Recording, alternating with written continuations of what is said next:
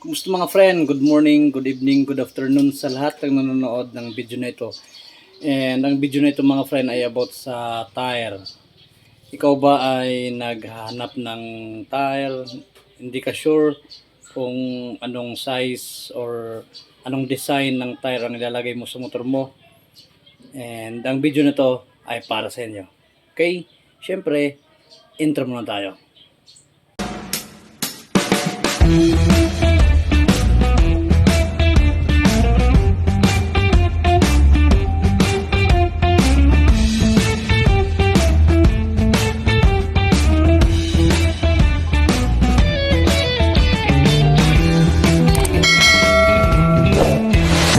Yan mga friend, ito nga pala ay CST. Yan. And ang una nating i-discuss ay yan.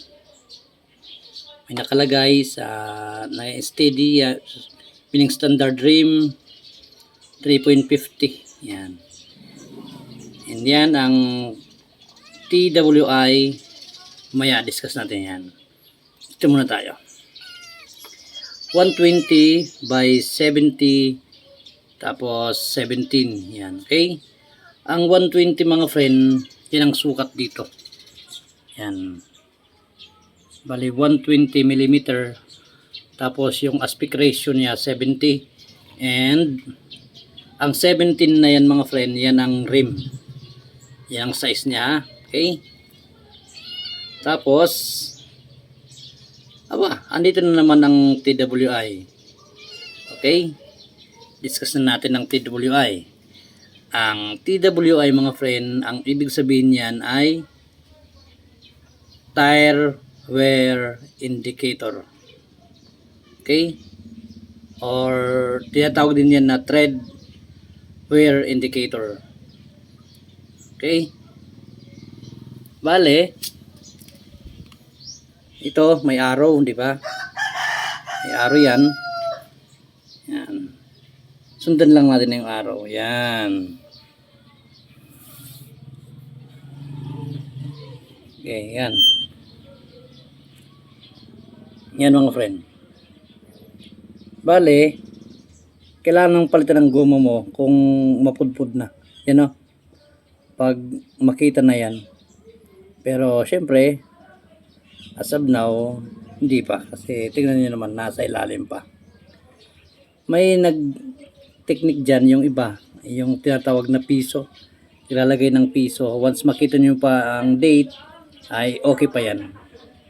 Pero kung makita mo agad, wala. Kailangan palitan yan. Pero kailangan medyo di mo pa nakikita masyado yung date ng piso. Coin, okay? Yan. Yan ang TWI o tire wear indicator. Okay? Ito tayo mga friend, 58H. Ano nga ba yan? Di ba?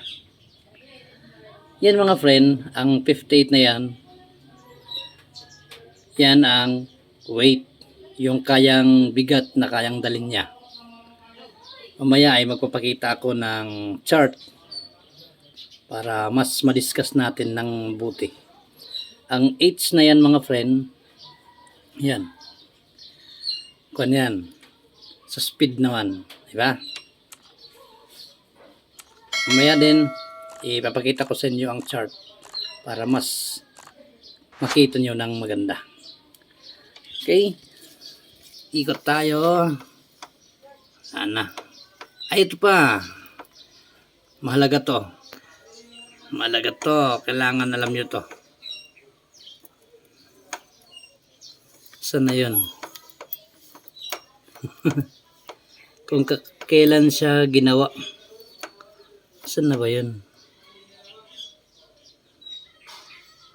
Baka nasa likod.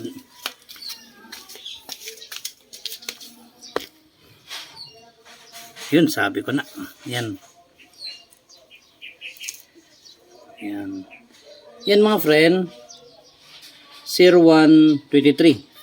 Okay?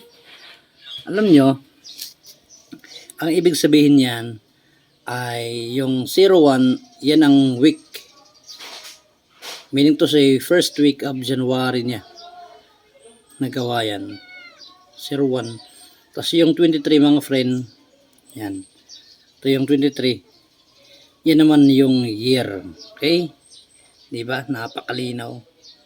Kaya kung bibili kayo ng goma, yung tire, ay tingnan nyo kung kailan nagawa. Kasi ang pagkakalam ko ay 5 years ang expiry ng mga tire.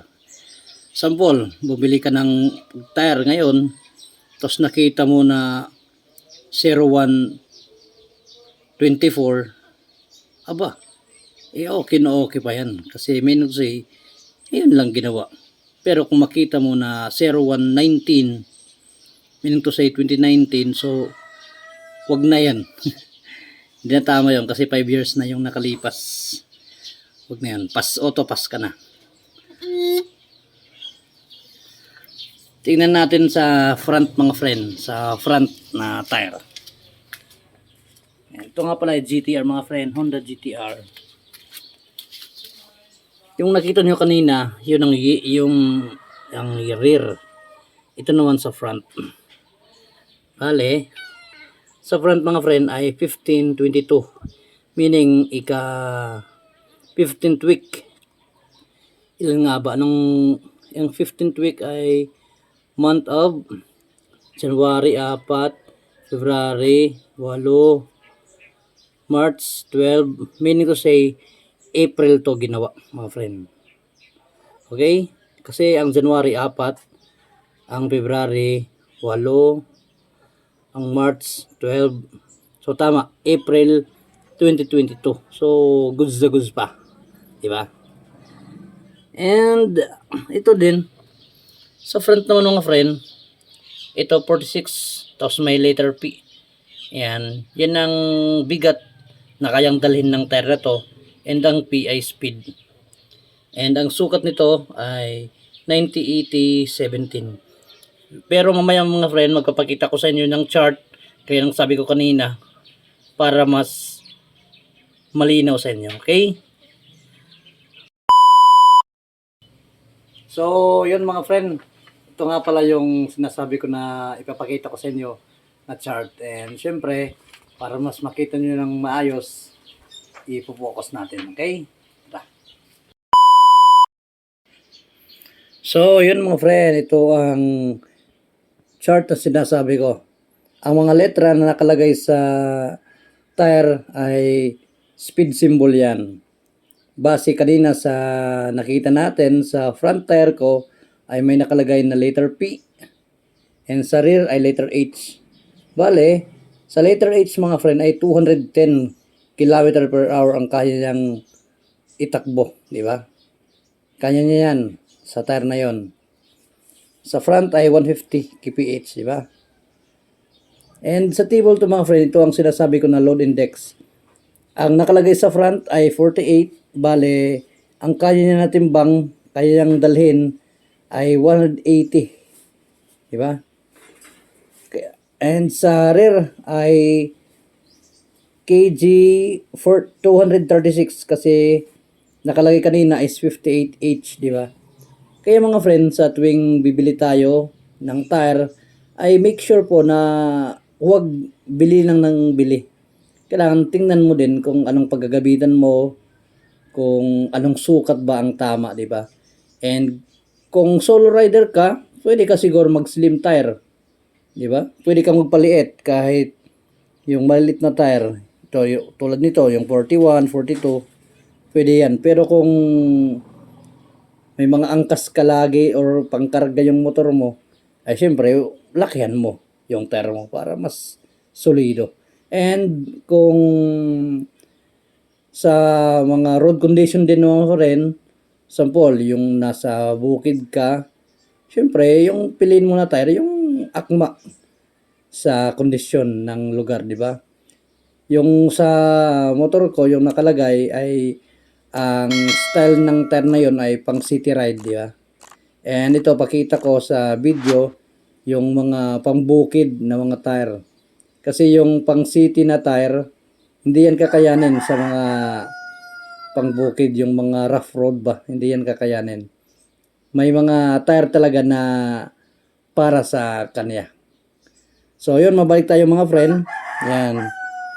Sa load index mga friend, kung 46 ang nakalagay sa tire mo, 170 kilogram ang kaya ng dalhin. And kung may mga tire na nakalagay 62. Yan, 62. Meaning to say mga friend, 265 naman ang kaya ng dalhin. Napakahalaga na alam mo to. Ito. Di ba? Load index and speed symbol. Dati kasi wala lang, kabili-bili lang ng tire, pero mula nang nalaman ko to, so yun, sinusunod ko na. And sa PSI mga friend, yung sa hangin ba, kailangan tama din ang pagkakalagay. And about sa PSI, meron yan, nasa swing arm nyo, may mga sticker yan nakalagay. Mas mabuti talaga mga friend na sinusunod na lang kung anong mga dapat, diba? Para iwas abala. And gaya ng sabi ko kanina mga friend, kung bibili ng tire, tingnan kung kailan o anong year, anong month na manufacture, para syempre mahirap na kung ang mabili mong tire ay expire na.